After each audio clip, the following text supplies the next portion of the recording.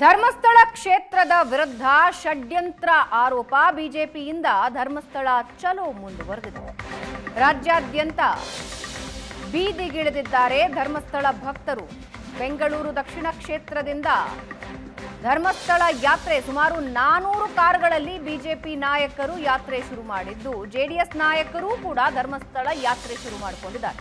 ಮಂಡ್ಯದಲ್ಲಿ ಪುಟ್ಟರಾಜು ನೇತೃತ್ವದಲ್ಲಿ, ಮೈಸೂರಿನಿಂದ ಸಾರಾ ಮಹೇಶ್ ನೇತೃತ್ವದಲ್ಲಿ ಯಾತ್ರೆ ಶುರುವಾಗಿದೆ. ವೀರೇಂದ್ರ ಹೆಗಡೆಗೆ ಆತ್ಮಸ್ಥೈರ್ಯ ತುಂಬೋದಕ್ಕೆ ಯಾತ್ರೆ ಅಂತ ಹೇಳಿ ಹೊರಟಿದ್ದಾರೆ. ಮಂಡ್ಯದಿಂದ ಪುಟ್ಟರಾಜು ಅವರ ನೇತೃತ್ವದಲ್ಲಿ, ಮೈಸೂರಿನಿಂದ ಸಾರಾ ಮಹೇಶ್ ಅವರ ನೇತೃತ್ವದಲ್ಲಿ ಜಾಥಾ ಹೊರಟಿದ್ದಾರೆ.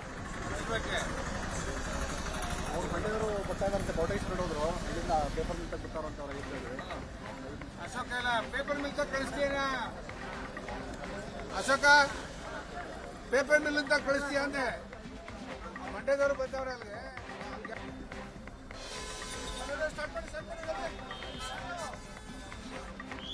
ಎಲ್ಲೆಡೆಯಿಂದ ಧರ್ಮಸ್ಥಳ ಚಲೋ ಹೊರಟಿದ್ದಾರೆ. ಧರ್ಮಸ್ಥಳ ಕ್ಷೇತ್ರಕ್ಕೆ ಕಾರುಗಳಲ್ಲಿ ಜಾಥಾ ಹೊರಟಿದ್ದಾರೆ. ಬೆಂಗಳೂರಿನಿಂದ ಬಿಜೆಪಿ ನಾಯಕರು ಜಾಥಾ ಹೊರಟಿರೋದನ್ನ ನೀವು ನೋಡ್ತಾ ಇದ್ದೀರಾ. ಮತ್ತೊಂದು ಕಡೆ ಮಂಡ್ಯ ಮತ್ತು ಮೈಸೂರಿನಿಂದಲೂ ಧರ್ಮಸ್ಥಳದತ್ತ ರಾಜಕೀಯ ನಾಯಕರು ಕಾರುಗಳಲ್ಲಿ ಜಾಥಾ ಹೊರಟಿದ್ದಾರೆ.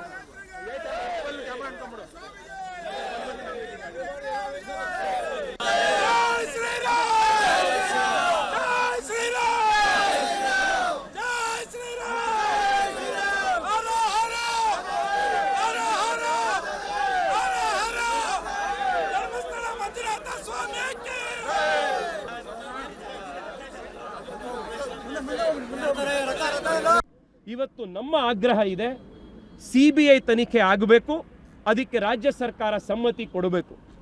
ನೀವು CBI ತನಿಖೆಯನ್ನು ಮಾಡಲಿಕ್ಕೆ ಸಮ್ಮತಿ ಕೊಡಲಿಲ್ಲ ಅಂದರೆ ಏನೋ ನೀವು ಬಹಳ ದೊಡ್ಡ ಹುನ್ನಾರವನ್ನು ನೀವು ಬಚ್ಚಿಕ್ಲಿಕ್ಕೆ ಪ್ರಯತ್ನ ಮಾಡ್ತಾ ಇದ್ದೀರಾ ಅನ್ನೋದು ಸ್ಪಷ್ಟ ಆಗುತ್ತೆ.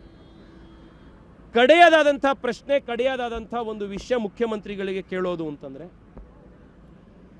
ಇದರ ಹಿಂದಿನ ವಿಧಾನಸಭಾ ಅವಧಿಯಲ್ಲಿ ಸೆಷನ್ನಲ್ಲಿ ಮತ್ತು ಈಗಿನ ಸೆಷನ್ನಲ್ಲಿ ರಾಜ್ಯ ಸರ್ಕಾರ ನಿಮ್ಮ ನೇತೃತ್ವದಲ್ಲಿ 3 ಕಾಯ್ದೆಗಳನ್ನು ಜಾರಿಗೆ ತರುವಂಥ ಪ್ರಯತ್ನ ಮಾಡಿತು. ಒಂದು,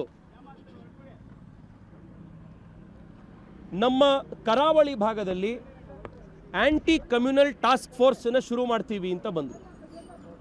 ಹೆಸರು ಆಂಟಿ ಕಮ್ಯುನಲ್ ಟಾಸ್ಕ್ ಫೋರ್ಸ್ ಅಂತ ಇಟ್ಟರು ಅದರ ಉದ್ದೇಶ ಹಿಂದೂ ಸಮಾಜ, ಹಿಂದೂ ಸಂಘಟನೆಗಳು, ಹಿಂದೂ ಕಾರ್ಯಕರ್ತರನ್ನೇ ಬಗ್ಗು ಬಡಿಯುವಂಥ ಉದ್ದೇಶ ಇದ್ದಿತ್ತು.